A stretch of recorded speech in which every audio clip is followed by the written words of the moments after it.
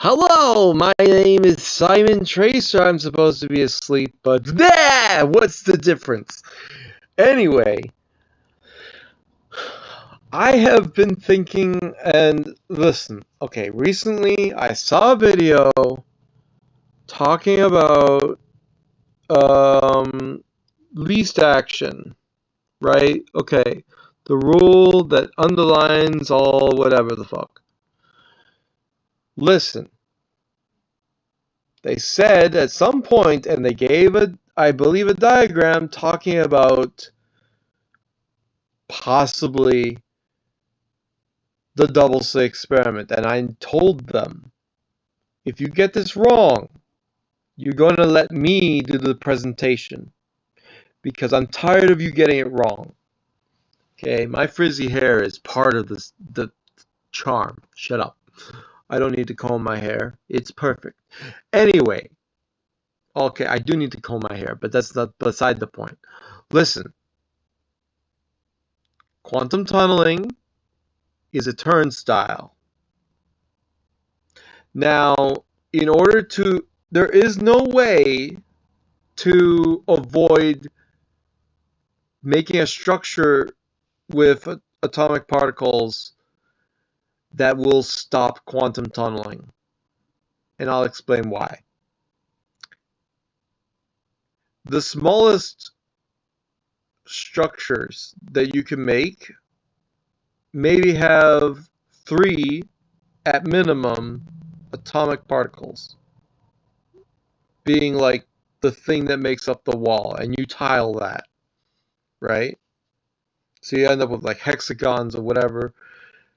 The point is, you're going to have, of any of those 3, 2 of them are going to be going in the same direction, clockwise, for example.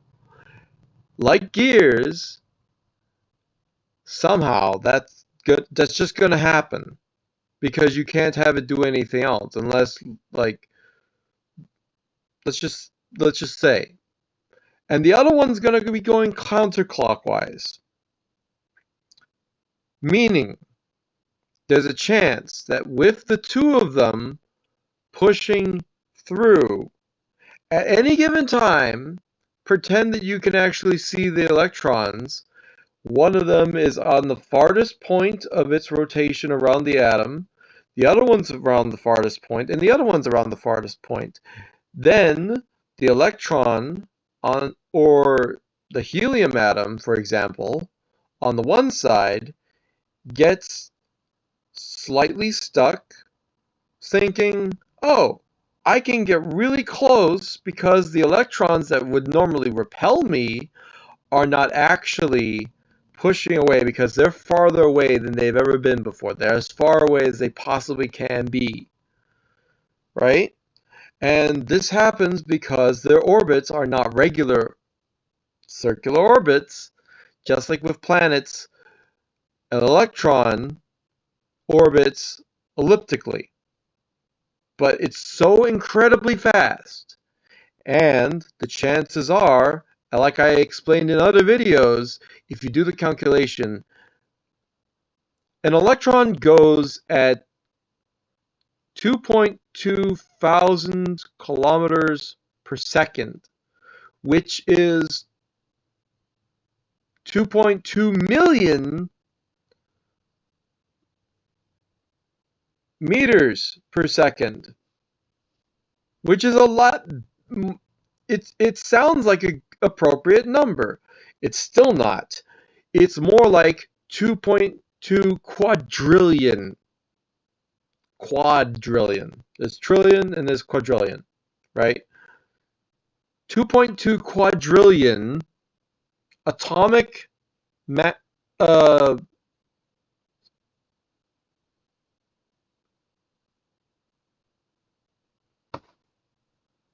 atomic lengths per second. This is important because when the electron's going around an atom, it's literally going the area of the atom 2.2 quadrillion of those per second. So everywhere in that atom, 2.2 quadrillion spots are being occupied by that electron in 1 second. The whole area radius of the atom. That's why it ends up looking like a blur. I've explained this in other videos. So the thing is, because but forget about all of that and the fact that they are so rapidly moving that the chances of one electron being in the position of the furthest away from the center point, which is between all three of the triangle of, there's like one here, one there, and one there, right? And you got electrons orbiting all of them, these atoms, right? The chances of all three electrons being the furthest away from the center point, which is the hole in the middle of the three electrons, the free atoms, right? The chances of that are not exactly zero. It happens a bunch of times per second, actually. I mean, if you think about the number of chances and how fast it actually goes, quadrillion times a second, then you know that there's a chance that, but here's the thing, it also takes a certain amount of pressure. So at a certain amount of pressure, the hydrogen atom ends up being able to go really close to those two. And here's the thing, it's not just the hydrogen atom which is positive, it wants to attract to the other electrons, sort of act as if they are part of it. Or the material that is making up the wall that you're using to hold in hydrogen has the space empty for an extra electron to maybe be put into it. But here's the kicker. The electron can go through, but the proton, which is the other part of the hydrogen, wants to go through as well. So as the electron goes into this turnstile, the proton is dragged with it, and so the hydrogen slips through the wall. The way you avoid this, okay, this is very important for people who have been trying to contain hydrogen this whole time. You need a structure that has no free electrons. None. But that's not even enough, because you also need a structure that has an even number, not 3, you need an even number for the structure to make sense. It has to be 2 or it has to be 6. It can't be 3, it can't be 5, it has to be like 4, it has to be 6, it could be 8. But let's say for very minimum, you obviously can't do 2 for a structure. So you need at least 4, which is easy. So all you need is a crystal lattice structure that has 4. Now the reason for 4 is that the cycles and the way that cogs like to spin, you have the one going clockwise, the other one going counterclockwise, right?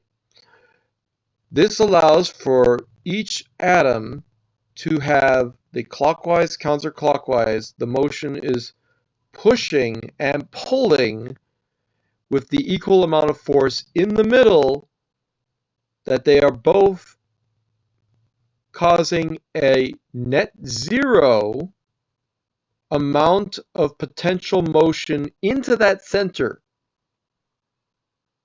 You would think that 3 would be good. 3 is bad. 3 is not a good number, okay? Because it means only 1 is pushing one direction and 2 are pushing the other direction. It doesn't matter which ones and which direction, because, okay, it could matter. But can you really tell? The other thing is, what if triangles are the way? And you say, well, we'll just have it so that 2 of them are facing towards the hydrogen direction of the wall. So on the other, so both of them are facing inward like that. Well, you can't make a lattice out of that, because let's say you try to make another, like, how would you tile that? Can you tile that? I don't think so. Just an idea, but I don't think so. And the way you really do it, of course, you have to make not just a diamond, not just a triangle structure, you would have to make like a circular structure. The circular structure would make the most negative pushing, right? The electrons themselves are pushing the hydrogen inside that wall. It becomes less and less likely for them to be able to slip through. The bigger the atom, the more gaps there are between electrons. No matter how much you fill the outer shell, the bigger the atom, the more gaps there are. So the easier hydrogen can slip through. So you have to make it as small as you can. Triangles might be the way, but I'm telling you, 4 is better than 3 because it's really easy to simply mesh 2 go this way, 2 go the other way, and it will simply net 0 all over the board. So the total amount of pressure pushing in and pushing out is all positive, or I mean neutral, right? That's how it works. Again, if you have 3, it becomes hard. If you have, for example, 5, well, then they're all 5 atoms become too far from each other. So you need this like triangular based, and then it leads to a hexagon base grid of atomic structure, sort of a crystalline structure, to contain hydrogen. Why is this important? Why does this have what does this have to do with whatever the hell I titled this video? What did I title this video?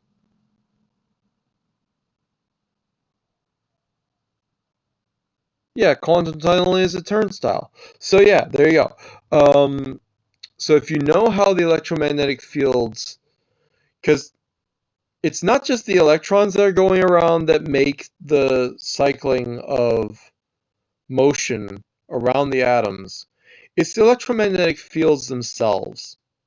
So with 4, the bubbling is consistent and constant. With 3, it becomes kind of possible, but it also has to be like really specific 3. I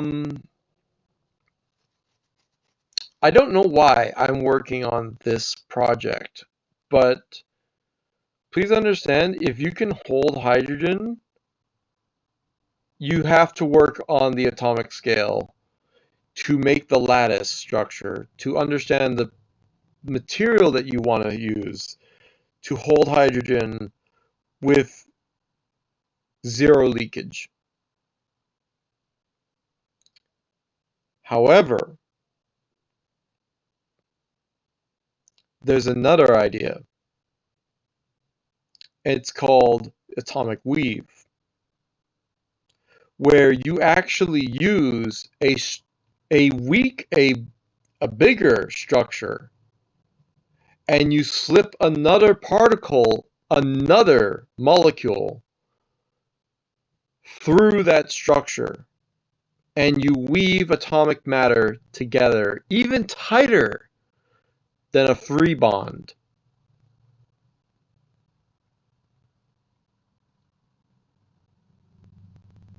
This makes it impossible for hydrogen to go through, because it's not just good in a sheet, it's also good with we're talking about the kind of composite I'm talking about is like it's not just based on the bonds of the regular whatever you have that makes a triangle of a triangle weave of atoms. Ironically, what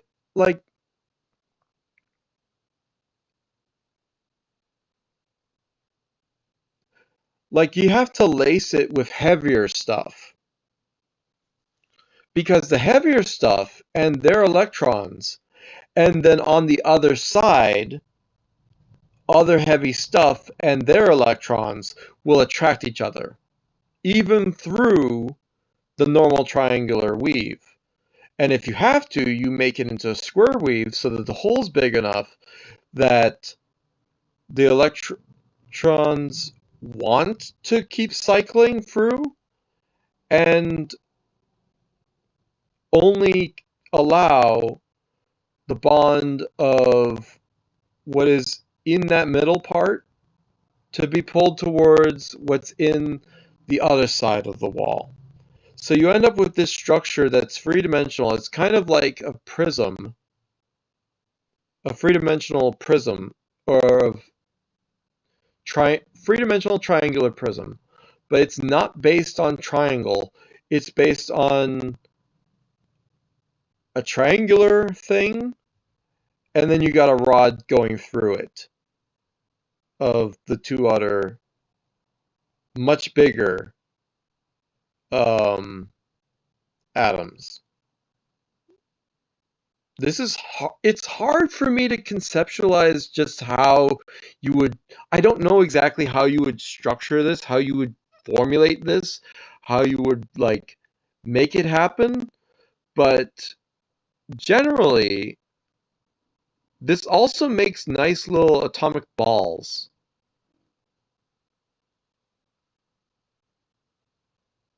because of their natural triangular prism shape. They form into a ball shape.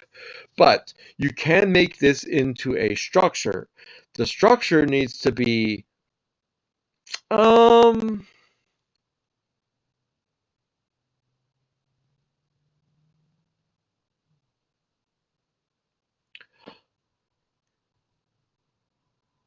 I think at least 5 atoms thick. It has, yeah, at least 5 atoms thick. And the reason for that, listen, you have the triangles, they are the base of the structure. They are the inner layer of the sandwich of the structure. Then you have these other things that are holding together the wall of these things that go between the triangles to really wedge it there and hold it there. And so you can make these structures with so I guess it doesn't even matter if you have, you can lace it with different sized atomic structures. It can be crazy what you design this out of. And it allows for an extra bond that only allows for the stuff that you make it out of. And then literally, hydrogen will not go through this.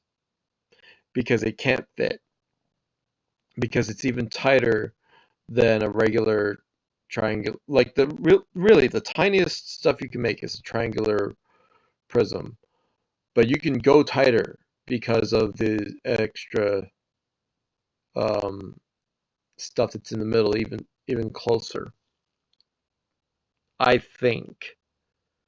But it's like this is some weird the thing again, the thing about this, the reason this is kind of important, um, it's like I don't know exactly um how big like I say, the structure will be at least 5 atoms thick. Um, and that will be able to be molded or developed in a pattern that is like a sheet, and it's really strong. It is extremely, not only is it extremely strong structure, okay, good for carbon nanotubes? Frick that. No. We're talking about many times stronger than carbon nanotubes. Okay, we're talking about like you got diamond lattice structure, you got this new stuff with the atomic trampoline, kind of like that. How you blend all these different particles, they mesh together really well, and they make this really dense amount of um, like all these other things. You put these impurities into the thing on purpose so you can make these atomic trampoline type stuff. And it's ironic that that also become like I heard about atomic trampolines, but it's also like the thought of atomic trampolines is like an afterthought of what I originally thought of in my course of thinking about how to solve for the turnstile, which is the reason why hydrogen leaks happen. So yeah, atomic trampolines, um, they might be the key to holding hydrogen. You're welcome. Um, so what's the point of holding hydrogen? Um, well, if you can hold hydrogen without it leaking, like on a large scale, like on the size of hydrogen balloons and all that stuff, um, you can make something that's lighter than air that could maybe turn into a space elevator. And you won't have to worry about it falling to the ground after like a few days or hours because the hydrogen will just be stuck inside. Um, the best way to really do it is to not rely on a big tank, but to rely on a mesh grid of multiple tanks, if that makes any sense. Like, sure, the best thing might be an envelope, and you're trying to make it as thin as you can, but you need to lace it with stuff so it's more complex, so that it, like, the thing that doesn't hold the hydrogen the most are not just the structure of the whole envelope that you usually use to hold hydrogen, but or helium or whatever, but whatever it is. Um, but it's interesting that you have this whole anti-neutrino variant of hydrogen or whatever it is. Those are fun. But anyway, regular hydrogen is a proton and electron thing. Control control the turnstile, control the hydrogen. Okay? Control the hydrogen, and you can control the ability to be lighted in air without putting in any energy whatsoever. You just made the structure. It's done. It doesn't matter what it weighs. It can be an atomic trampoline, and that atomic trampoline is expensive.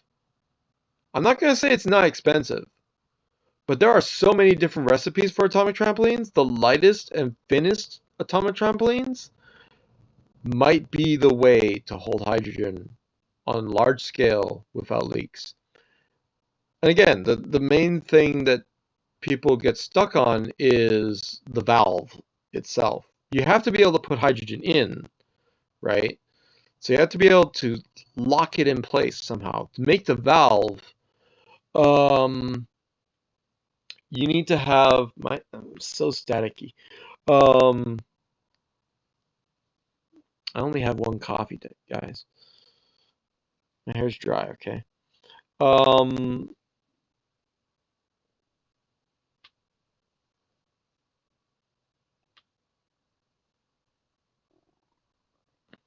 like,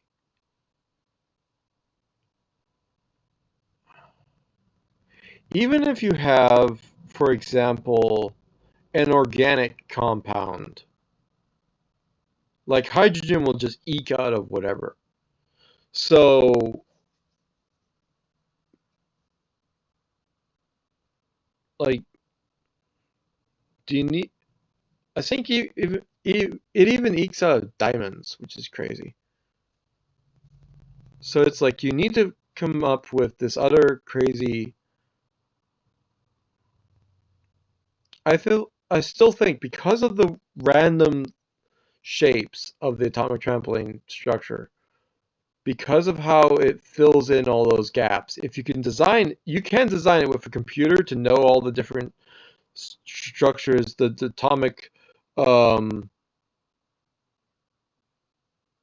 like the amounts of electrons possible and the atoms you would need to put in each bits of the structure in order to create the structure that would hold as strong as you want it to, and not like mush and stretch and do weird things that would contort it to turn it into something that's not a solid mass of a wall that will hold the hydrogen. Because if you make it out of weird stuff, the more weird it is, the more chances are that it could like balloon in, like expand stupidly in places that you don't want them to ununiformly, like a blister or something. Atomic blisters suck, and they could end up just rupturing the entire thing with enough pressure. So maybe you want to limit the pressure of the hydrogen to make it the most functional. Um, I don't know, it depends. Or maybe you want to limit the temperature of the hydrogen. Does it help to have hydrogen a certain temperature? Well, it might be better if it's hotter. I don't know, warmer. Hopefully not hot. Or helium or whatever. Whichever one makes the best levitation with the least amount of explosives. Because I'm pretty sure you like this is the reason we switched to I think helium, because you get levitation without the bang. Um, but like if you can make it so that it can be inert and whatever else. And the other thing is, um,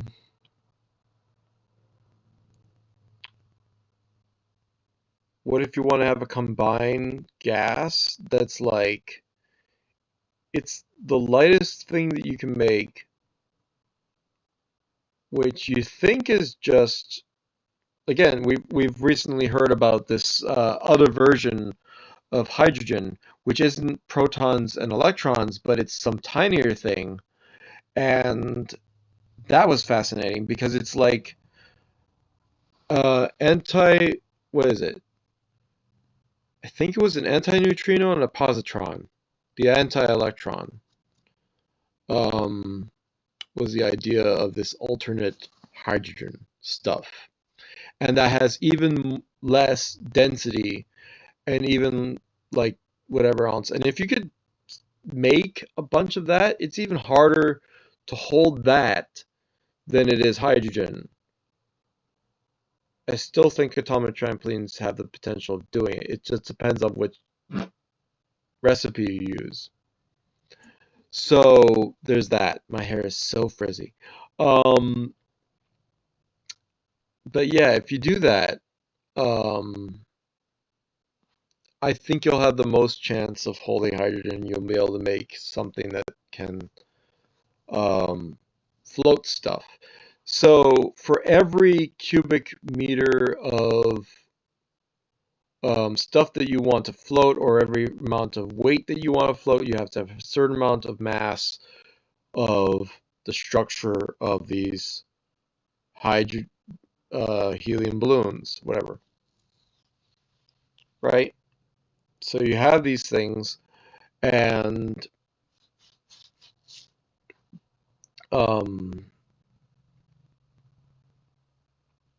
like the better you can do it, then the more chance you have of it structurally working and being consistent and being something that um, again, my idea of making a space elevator, use the atmosphere as structure, and suddenly you're not just holding yourself up by the rocks and everything. You're using the weight of the entire atmosphere is what's pushing down on everything else. The helium is lighter, so it is on top of the atmosphere. So instead of needing mountains or stuff as dense as mountains, you're using the atmosphere. So you need like a ton of tiny balloons and like cubic sized balloons or whatever. And then you can have your zeppelins, and then you can have um, like you can even have a two-stage valve, like one valve which is designed to hold everything, and the other valve which is holding even more so and stuff. I don't know. Um, it's an idea, and you could have it so that it's constantly energized, so it's keeping under pressure. And maybe the pressure holds the of the outside envelope holds the pressure of everything that's holding in everything. So it's like a double layer of pressure. It's crazy in its idea. Um, and again, once you have structures that will just levitate because they're on the atmosphere, obviously you need to have more structure per for a thinner and thinner as you go up atmosphere. Because as you go up, it gets thinner. So yeah, you'll have to make it bigger and bigger as you go up. At least for all of the stuff that holds it up. So like one Zeppelin would hold up the lower atmosphere stuff, and you would need like four Zeppelins for like 10,000 or something to hold up the same amount of weight, depending on what you're trying to lift. And then with that, you can just hoist materials up from one Zeppelin to the other or ferry it up, and then you don't need to use rockets anymore. You can get up to low atmosphere with using this, and then you just need to get it from there to outer space, and that doesn't take nearly as much anchor as having to get it from close to the ground, I think.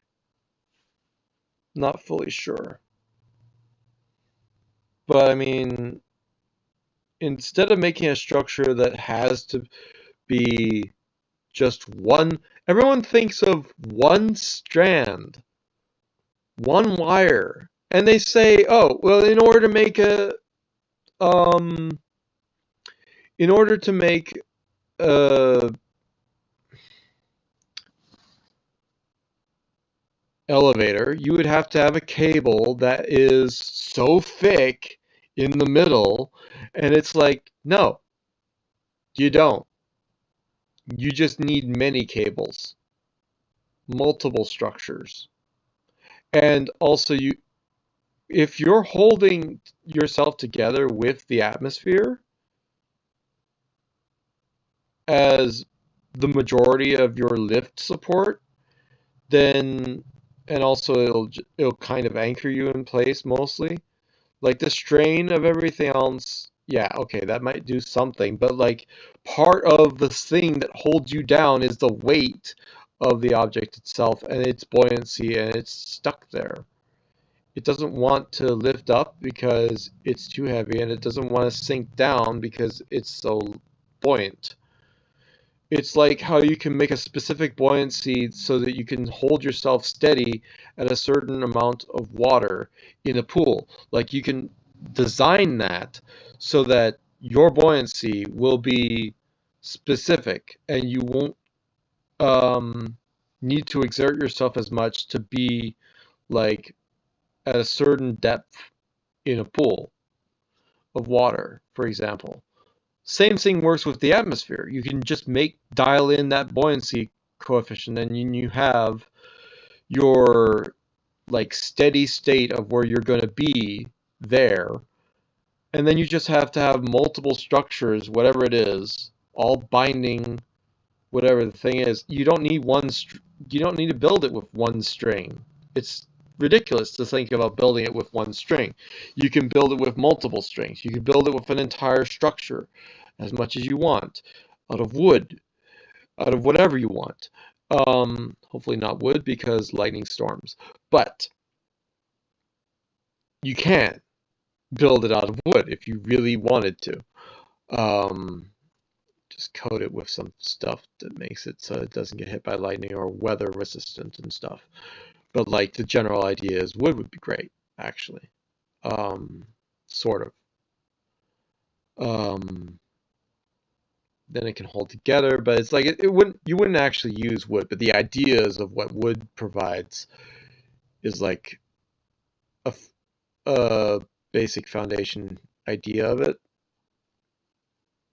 We started with the turnstiles and um, added atomic trampolines. We're going into the making zeppelins. We're going into making the structure of space elevator.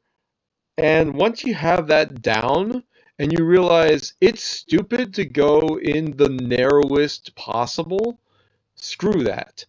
Just make a structure that is held by the atmosphere. You can make it like as wide as you want then. And it's a massive undertaking and hopefully it doesn't deflate, but like you don't even need stuff that is likely to eke out. You could just, you know, they have weather balloons now that are made with a certain kind of like reflective and a black side that they don't use power and they work in cloudy days to lift up their own weight plus a few bodies. So design your zeppelins out of stuff similar to that, and you don't even need to worry about eking. Screw the eking. You're just using regular air at that point. Can you use that stuff? Well, you can adjust those parameters and stuff to use the heat of the stuff. And then at that point, at night, when it gets colder and whatever else, you can use your own internal heating system and whatever else. The power can be got from a solar panel, and then you can just sort of hold the power, and you hope that it always works. But I mean, you can make a self-heating system that's not too encumbered and stuff. Like, it is possible that you have this thing working even if you have structures like this only working in the daytime, it's better than having rockets all the time. You'd have to construct it each time. It would take a certain amount of time to bring it all up. But it's like, at that point, you're launching every day tons of stuff because you can make so many of them. You can have all of them just towering up into the sky, right? You would take up a large amount of airspace, but I mean, you could handle it. And then just make sure you're not getting weather and stuff, depending. And you can make precautions about weather, and then there you go. You have your in segments, big structures, lighter than air technology, which is getting better and better as we go. We don't even need to worry about the freaking helium leaks, because or hydrogen leaks or whatever, because um, we could use hot air. And it's like, it's simple. All you need to do is pull all the air in, make it warm enough, and then you're done. So that power can also come from like a solar panel that's feeding power from out in space with wires that pull the power down. You can have tons of wires. Like, we already have like tons of wires all over the surface of the planet. Just point them upwards and you're kind of good. Only that wire also adds to, of course, the weight of the stuff that you have to levitate with the air balloons.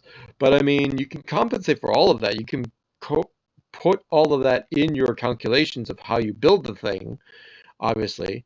Just add some more balloons, and then you have transmission wire and structure, and you can make stuff that can eventually you'll want to have stuff that can self-repair, because stuff like weathering and whatever else might eat away at it. You don't want it to just break apart or whatever. That's why we have, like, with the kinds of ropes that can handle the weathering of, like, um, yeah, a tugboat or whatever, because of the way it strands and whatever. It holds together really well.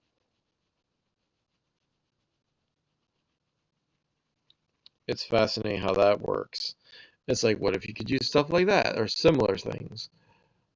It's different because it's atmosphere and things. It all depends. But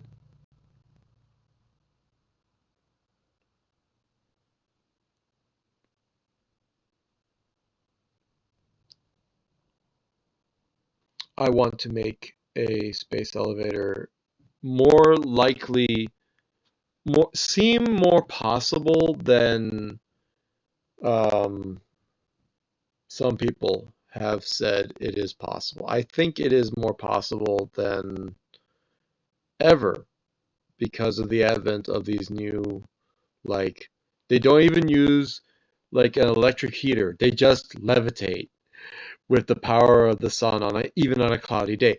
This is the best thing ever. And if you can use that combined with a few more of those to get your payload up. Like, you don't need tons of rocket to get the same payload up. And then you can just pull it the rest of the way. It becomes a lot easier than having to launch an actual rocket. And the more you do that, the more you can have material move from the Earth out into space and back again without as much of the cost, tons of reusability, tons of sustainability, and you can just do that and then suddenly you have all sorts of materials that you can put out into space to be able to build things out of, and then you can go to the asteroids or whatever, mine those. You can go to all sorts of places in the area around, um, and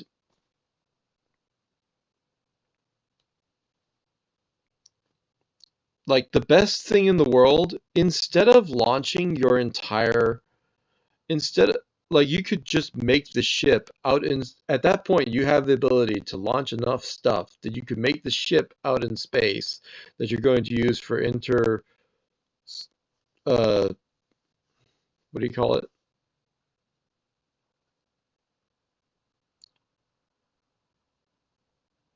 intersolar system travel, whatever, interplanetary travel. um so you can go throughout the solar system with a ship that you made out in space, because literally they made the Prometheus out in space. Of course they would. There's no point in launching the entire ship from Earth. That's a waste. But instead, you bring the parts up, then you assemble it in space. Then all you need to do is bring the people. It's already fueled because you've done all those launches of all the fuel, and it takes just so many days, and then boom, you're done.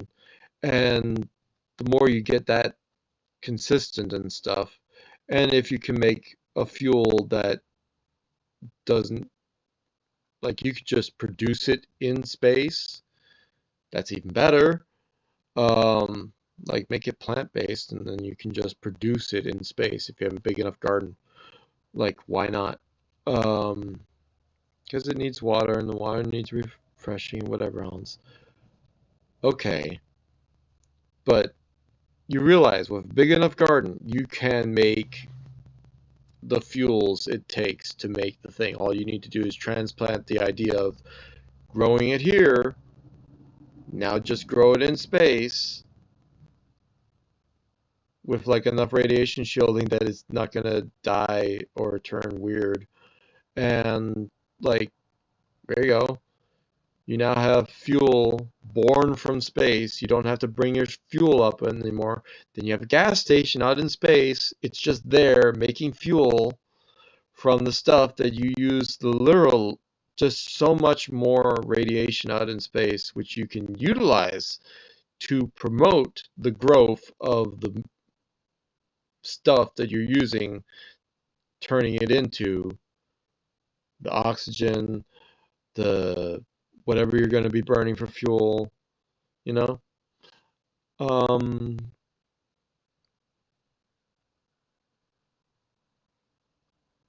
right.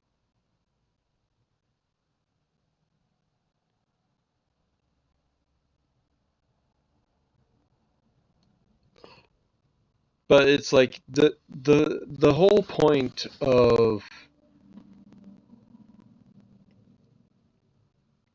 the whole thing about having like any the whole point of having any space elevator, one, you're going to make it big. Two, you're going to make many of them. I would say you need like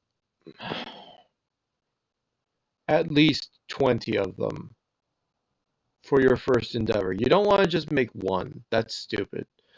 That's going to take forever. You need like at least 20 of them to make a really good effort of it. And then once you have it, when you have it stable enough that the one works, and then you can start making multiple of them, make a bunch of them all over the place, and then you can just float stuff out into space, literally, just float it up out into space, not have to use rockets.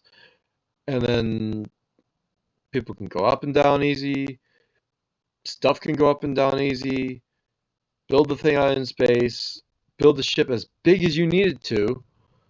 Because we already built the space station. Why don't we just build a freaking giant ship? Right? It isn't. It isn't that hard. It really isn't. Well, then build a space dock. Build the place where you would make the ships. And then you make ships, and then you dock them there. Like put them on the moon or whatever. It's easier to launch off the moon. And then the spaceport out there, the fuel out there, everything working. Um, it goes a lot faster if you have like the reusable rockets. It's a nice idea. It's a cute idea. It's really lovely. I think space elevators would be like way more efficient or possibly just faster. And I don't know. But it's like it's again a system that we need to do all these testings on. We can already do the reusable rockets stuff that we are just blasting through all these different ideas to make that possible, and re-entry rockets be possible, land reusable re-landing rockets that's like you can use them a bunch of times. It's great, but it's like that multiplies it by a few fold. Space elevators will be another 100-fold, is what I'm thinking, possibly, for the amount of stuff that physical matter and stuff that you can move up and down. It is way faster with a space elevator, or as I said, 20 of them. Because then, yeah, you don't have to worry about whatever weather it is. You don't have to worry about as much. You don't have to worry about, like,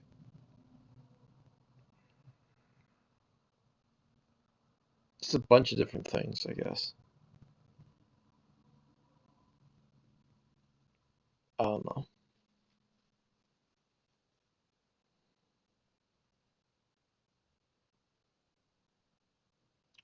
So,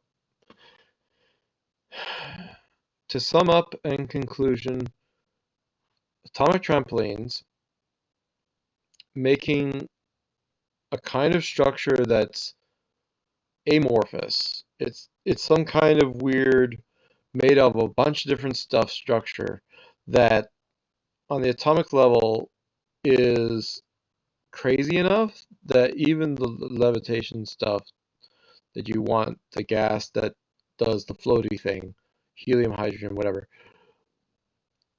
you put it into stuff that has that as it's not even hard to make that. It's just that the chemical processes and all of that to make it is kind of like time consuming, but if you do it on scale, then you can make it kind of cheaper. And then you can make your air balloons and stuff out of whatever it is and the atomic trampoline stuff uh, for the seals so you don't have a leak anywhere. And like the other thing about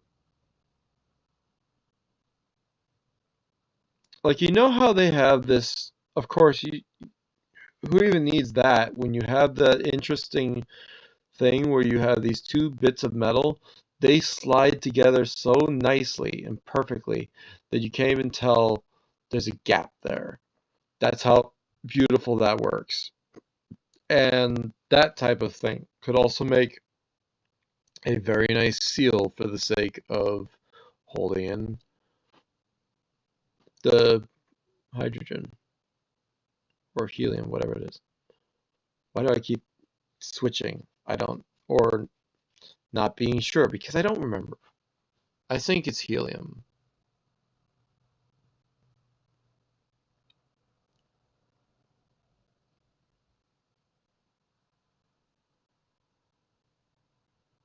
All I know is one of them goes boom more, and the other, you know which one it is. And it's like you make it out of the one. It floats. You get it. You make this. space elevator, that it's huge. It's like the size of a city block, right?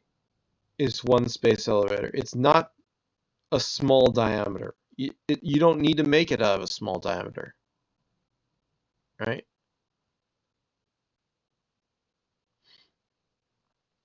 And then you can have that, and then you can go up into space with a lot of stuff, like every day, constantly, lots of it. And like, that's the other thing.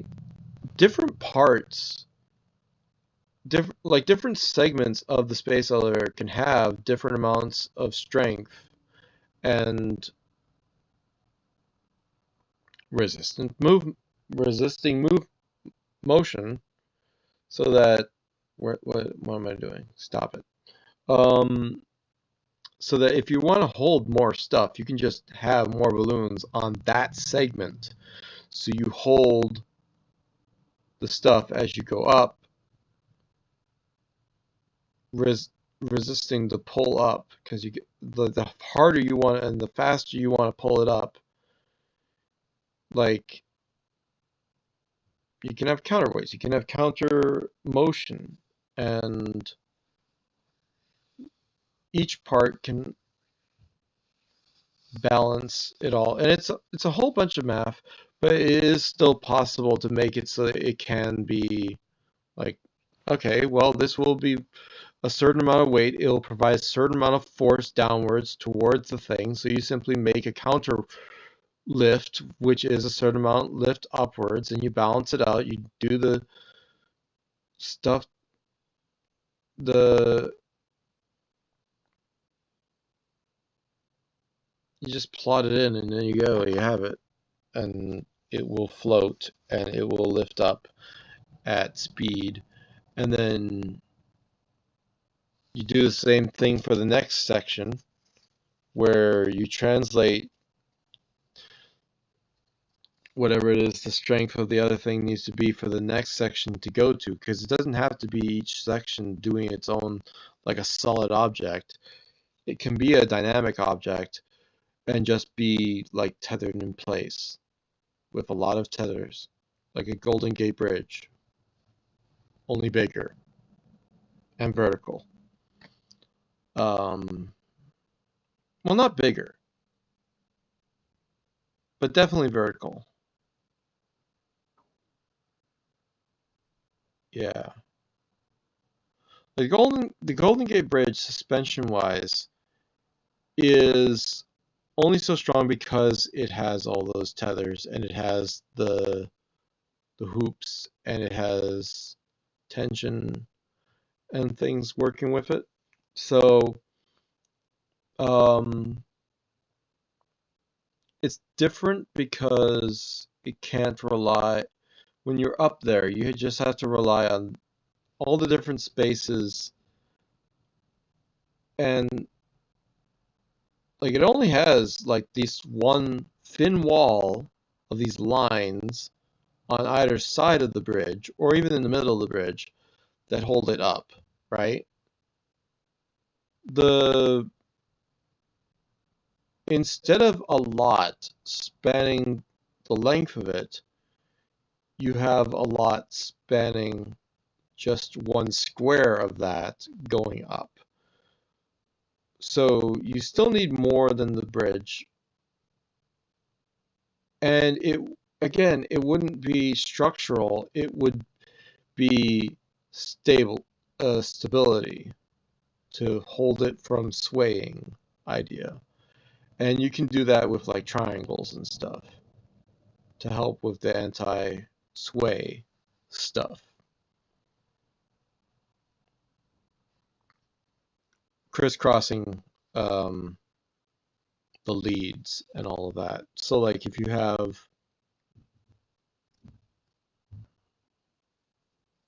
yeah,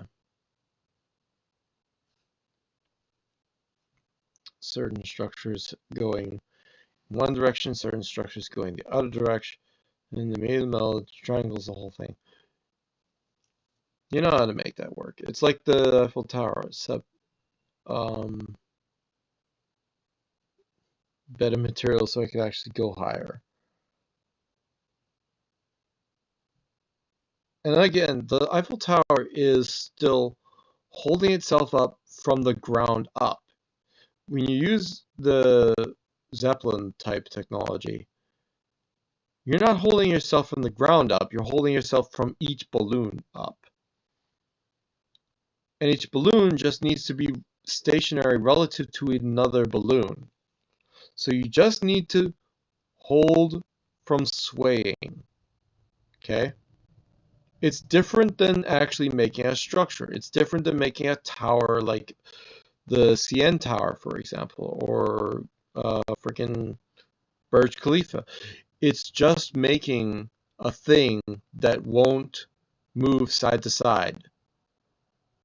It holds itself up with the Zeppelin technology. It doesn't need the rest of it for structure. It needs the Zeppelin for structure. It needs the wires for sway.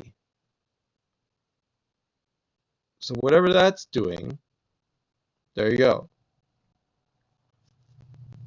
Literally the only thing you're doing with that is anti-sway. And like buildings will tell you that the higher up you go, the more wind force and everything, depending on how you slipstream, like if you make a big wide building, if you don't handle that slipstream, the air and stuff, you're going to have a lot of sway. Because the force of the air pushing in one direction or the other is going to force it to move in whatever direction. So you can compensate for those things. And again, because a lot of the stuff that's holding you in place is just tethers, keeping you from moving around, it's not hard to really do that, you know?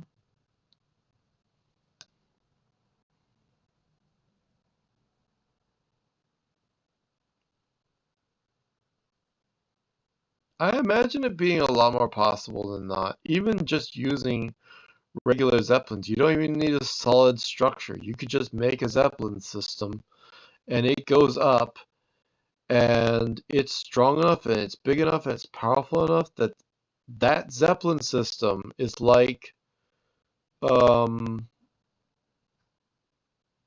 something from the Avengers where it's this giant airship. It just goes up because it's light enough, but it holds all this heavy stuff so you can then launch it out into space easy. Get it closer to the part where you actually need the ropes and the tether and the stuff.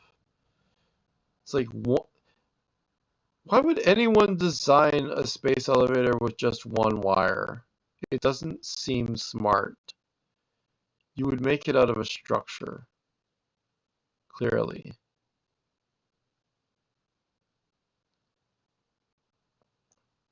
Like, if I think of using all the atmospheres, all the way from the lowest parts, all the way up to the top, highest, thinnest atmosphere, where it needs to be big, it does need to be like 10 times bigger, or 100 times bigger, but it can still hold itself up there. Like at some point you'd think that the atmosphere just will not hold up anything whatsoever, but it's still doing some work. So it's just extremely thin.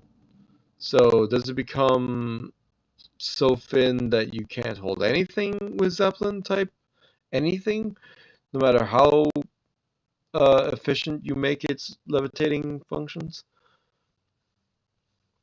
Yeah, maybe. But then from there, you can just lift everything up. It feels more possible than not. And then you just need the anchor point. The anchor point just needs to be connected to, again, the atmosphere to hold it from.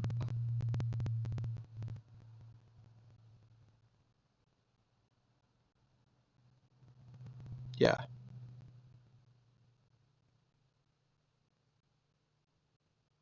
I don't know why anyone talks about a single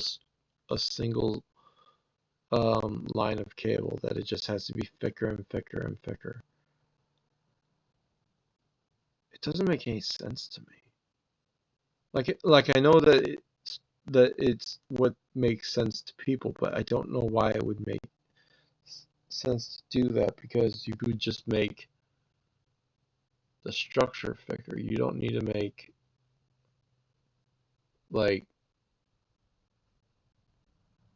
you know,